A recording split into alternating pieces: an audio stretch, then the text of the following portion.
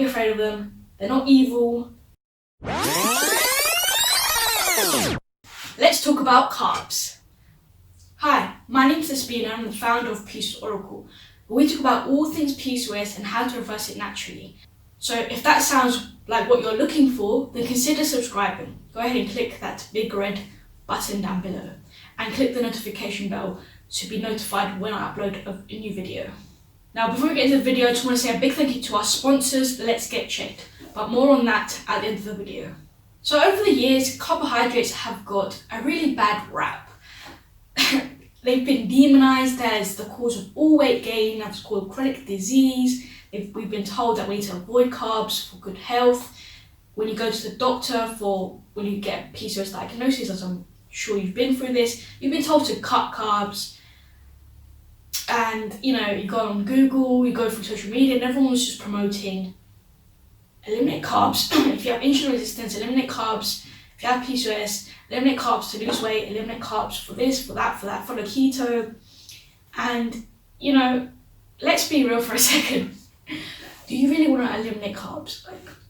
Because in reality, who wants to eliminate carbs? It's something that we do because we think it's the only way, that we have to do it. But in this video, I'm here to tell you that you don't have to cut carbs. You don't have to go low carb for PCOS.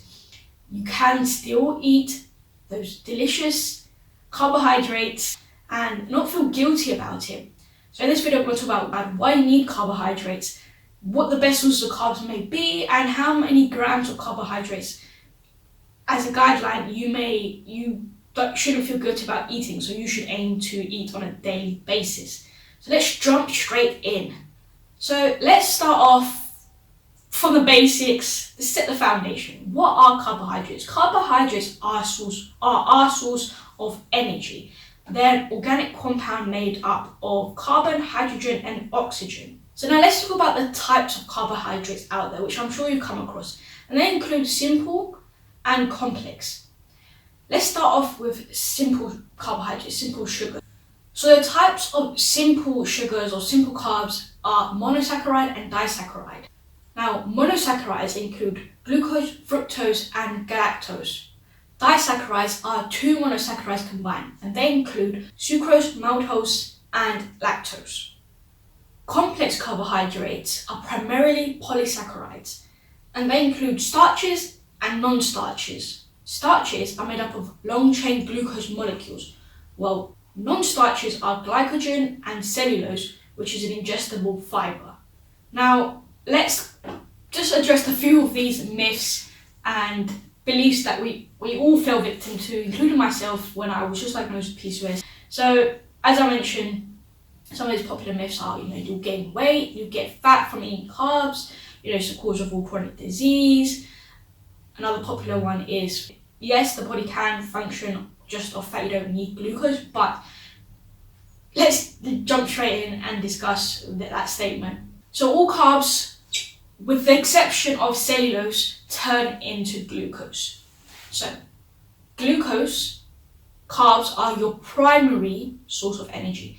That's where it's the first place your body will go to. So why do we need carbs? So first up, as I mentioned, yes, your body can run off fat or protein if it wants to, it can. But as I said, carbohydrates are the body's preferred source. Now, using fats and proteins for energy means your own body's resources needs to break down those proteins and fats. And the body goes through a process called gluconeogenesis. But this process is really stressful and can be inflammatory to the body. So stress hormones like cortisol, the primary stress hormone, needs to rise to break down tissues like your muscle, organs, connective tissue, etc.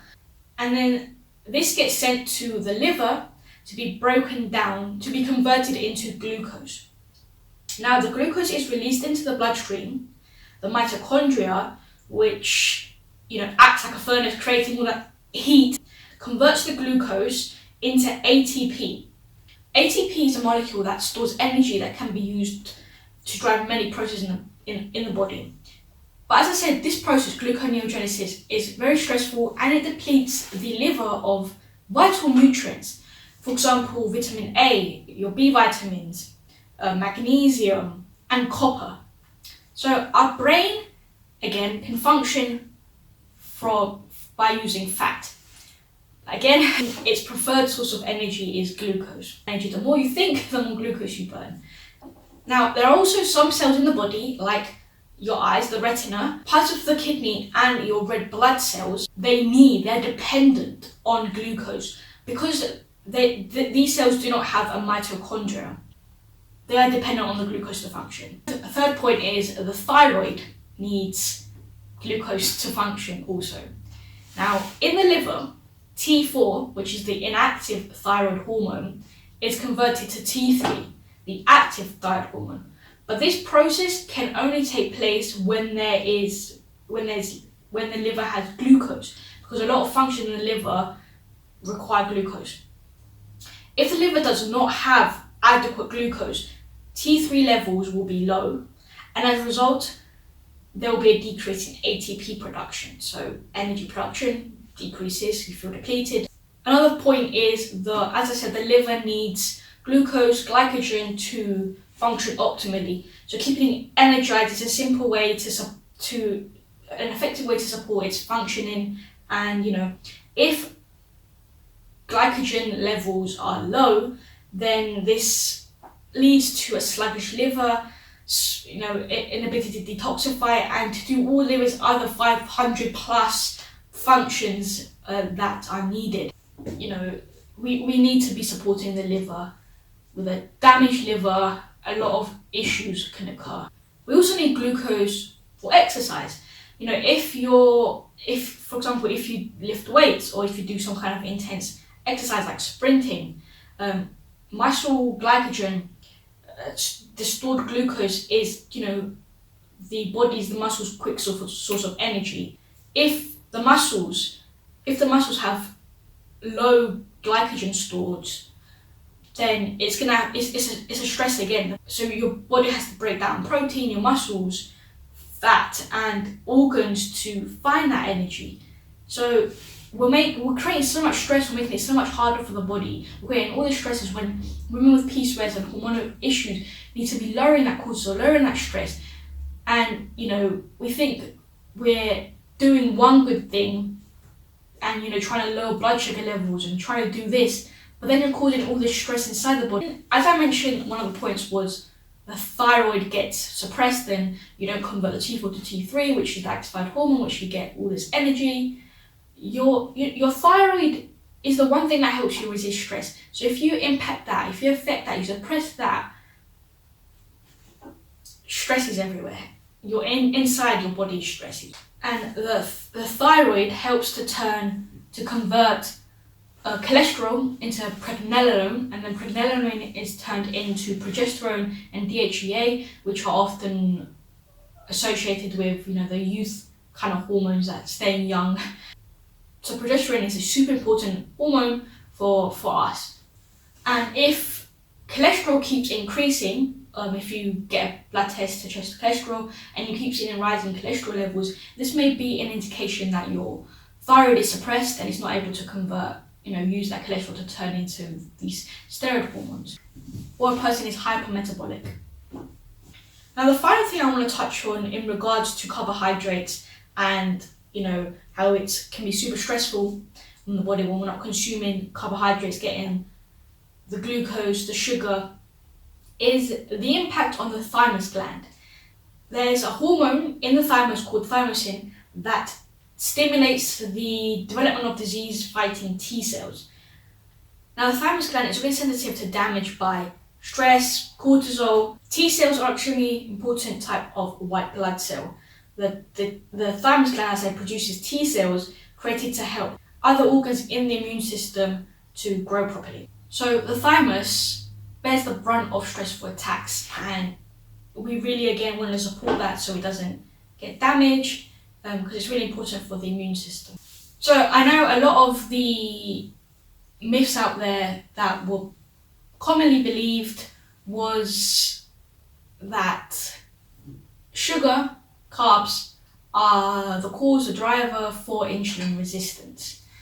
And now realizing how this is false, and how the real cause driver is PUFAs, polyunsaturated fats. These are building up in the cell. For more information on that, on insulin resistance and metabolism and PUFAs, highly recommend checking out my podcast episode with Jessica Ash from Jessica Ash Wellness. We spoke about the PCOS metabolism, and we really delved into these PUFAs and how carbs aren't the enemy, they're not the cause of insulin resistance. So click the card here, or I'll have the link in the show notes. They can watch the video, which is also here on YouTube. So check that out, highly recommend. It's a great, very insightful episode. And I know a lot of people are going to be saying, when I do cut carbs, I feel so much better, I've got energy, I lose weight. And yes, in the short term, you do gain all these benefits, but then in the long term, you're causing all this damage, you're breaking down your muscles, and essentially the first couple of the weights you lose at the beginning is essentially water weight from all the depleted glycogen stores. And you're breaking down your muscle. Muscle is more metabolically active, and the more muscle you have, the more fat you burn at rest. So instead of going on low carb diets, aim to have more muscle on you, because that is what's going to help you burn the fat. Now, you may also be thinking that you've heard around that fructose is bad, I shouldn't eat fruit because that can damage the liver, it's the cause of chronic disease too. Let's break that down real quick, but I also have a YouTube video on why fruit isn't bad for PCOS. You can click the card here or check the link in the description box down below. But in there I talk about why fruit isn't bad for PCOS. But just a summary, for fructose to be converted to weight gain, it would have to be converted to fat via de novo lipogenesis. So this is the conversion of sugar into fat. But research shows that DNL, de novo lipogenesis, is very low in humans. So some say that de novo lipogenesis of fructose in humans is only 2%. And a lot of the studies that have been done on de novo lipogenesis and fructose being converted to fat in the liver has been done on mice. We can't always compare humans to animals. And in these studies, these rats are just consuming, 60% of their total calories are coming from fructose, and we generally get about 10%. And in the video about fruit for PCOS, I speak about how it's not generally about the fructose from fruit, because would have to eat so much fruit. Like, it's unreal how much fruit you would actually have to eat to cause this de novo lipogenesis to occur. And I feel many people get so much fructose from high fructose corn syrup, as mentioned in that video. And this is found in many processed foods. And this is the true thing that needs to be avoided: high fructose corn syrup. And fructose is more thermogenic than glucose, which means that it gives off more heat and can cause a rise in basal metabolic rate, which is what we want. We want to have more heat, we want to produce more heat, more energy. And finally, fructose has little effect on blood sugar and insulin levels. So here's the thing: consuming fructose has shown to increase insulin sensitivity and glucose metabolism. Fructose enters the cells without the assistance of insulin and can be used as energy. So, a lot of people might say diabetic patients or women with PCOS need to avoid fructose, but the truth is, it's an ideal food for diabetics, for women with PCOS with insulin resistance. So fructose isn't bad, fruit isn't bad, don't be afraid of fruit. Eat your strawberries, eat your watermelon, eat your apples, pears, peaches, nectarines, kiwis, papaya, don't be afraid of them. Now, coming to the part where I'm sure you're all wondering is, what type of carbohydrates should I be eating? Now, it's important to distinguish that there are better sources of carbs.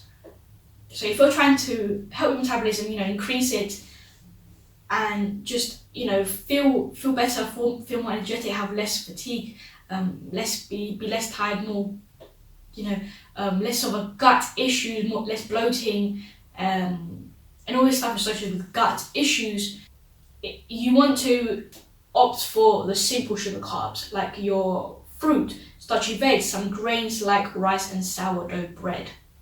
So those are the ones you want to choose if you have metabolic issues.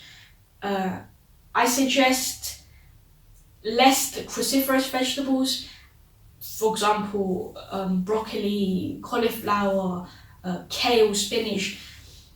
And before you all come at me in the comments, I'm not saying these are bad, I'm just saying from personal experience as well, when I cut back on the cruciferous vegetables, on the beans, the legumes, my digestion was just improved. The reason is because these types of carbs cause a lot of stress in the GI tract. So as I said, we want to be eliminating as much stress as possible. So instead of opting for these kind of hard to break down carbohydrates, we want to be choosing something that's super simple to break down, can be used as energy really easy. So that's why I suggest opting for fruits, starchy veg, like your potatoes instead, and choosing rice and honey. So also within this section of the video, I also want to touch on the glycemic index, because I know the glycemic index is really spoken about. So quick explanation of what the glycemic index is it ranks how a specific carbohydrate will affect your blood sugar levels. So a high GI food are those that are rapidly digested and absorbed quickly into the blood, and they can cause a spike in blood sugar levels and insulin. While low GI foods are broken down and absorbed slowly into the blood, and as a result, there's a gradual rise in blood sugar levels and insulin. So as you can see from this table, pure glucose has the highest GI. So the more glucose a food contains, the higher the glycemic index. So all starchy vegetables are full of glucose. So they enter the bloodstream much faster compared to fruit and even sugar, sucrose. Simple sugars like fruit, honey, root vegetables, and fruit juice have a low GI than bread and pasta, because they contain a combination of glucose and fructose. So fructose has one of the lowest GI index. So this kind of follows on from the point I mentioned before, that fructose enters the bloodstream very slowly and has little to no effect on insulin. So having a food that contains fructose is going to slow down the release of glucose into the blood. Starchy foods do not contain fructose. Now, if you're coming back from a low-carb diet, then it's recommended to reintroduce carbohydrates really slow, because obviously jumping straight into super high carbohydrates, a high amount of carbohydrates can lead to issues, and weight gain. So you want to gradually increase the amount. But the amount of carbohydrates that Dr. Ray Peat suggests for a fully functioning optimal metabolism is around 200 grams for a sedentary person, so someone who's inactive. But depending on your size, height, weight, activity levels, how much you exercise, how long, intensity is, for example, and your current health situation, whether you've been low carb and you're starting to consume carbohydrates again, it's suggested to consume between, for a woman, 200 to 350 grams. Now, I feel like, so a lot of people are probably thinking 350 grams, wow, that's a lot of carbohydrates. And, that should excite you, that the fact that you can eat more carbs than you think. Now, we do all have our unique carb tolerance. So we have to experiment with how many carbohydrates work for us, but these are just the recommendations. Something useful that you could do is to purchase a glucometer to see how your body is using glucose. Finally, to wrap up today's video, I wanted to give you a few tips when consuming your carbohydrates. Number one is make sure you combine your carbohydrates with a protein. Never eat a carb on its own. You always want to combine it with a protein to help balance your blood sugar levels. So always, if you have, for example, if you eat for dinner, you have a potato, make sure you have it with a piece of protein, some beef. Or if you have for breakfast, if you have some fruit, make sure you have it with some eggs or some cheese. Just some examples there. A second tip is to cook fruits, for example, apples and pears. I feel like this really helps with digestibility. Also, peeling the apple can really help as well. So taking the skin off. So cooking your pears and your apples really help, and sprinkling on some cinnamon, and it's delicious. And when I notice when I do that, I'm like less bloating. Third tip: make sure you add fats also to your carbohydrates. For example, if you're cooking up some potatoes, make sure you add some fat. For example, grass-fed butter or ghee or any other kind of fat. Make sure you add a fat for digestibility. The fourth tip is basically what was mentioned before. Make sure you experiment and don't just jump straight into going from super low carb keto to adding in 300 grams of carbohydrates, because that will cause some issues. You want to gradually increase the amount of carbohydrates you eat. Depending on your goal and how many calories you consume, your macronutrient, your macronutrient breakdown. Make sure you're including carbohydrates in each meal. As I mentioned, you can't just eat a protein or a fat. You want to make sure that you're keeping your meals balanced. So that's that. Carbohydrates aren't bad. Stock up on some of those potatoes, some fruit, honey, and whatever carbs you like. Don't be afraid of them. They're not evil. In the comments, let me know what your favourite carbohydrate source is. So again, I want to say a big thank you to our sponsors, Let's Get Checked. Let's Get Checked provides you with easily accessible at-home testing and professional medical consultations without ever having to leave your home. So the way it works is super simple. You choose a test kit online, Let's Get Checked then delivers it to you in discreet packaging with next day delivery. You then activate your test, collect your sample in the morning, and return it using the prepaid shipping label provided. From there, Let's Get Checked reviews your sample in their lab and shares your results with you via your secure online account within 2 to 5 days. It is super quick, seamless, and your results are confidential. Once your results are available, they will be reviewed by a physician. A nurse will then contact you for a consultation over the phone. Finally, in some cases, the physician will provide prescriptions for you to the pharmacy of your choosing. I believe everyone should have access to hormone testing, and Let's Get Checked makes that possible. It's never been this simple to stay on top of your hormonal health. Check out Let's Get Checked today. Visit trylgc.com/PCOS. Use the code PCOS20 for 20% off your order. Your health should never take a back seat. Thank you so much for watching the video. Make sure you like, comment, and subscribe for plenty more videos. Catch you in the next one.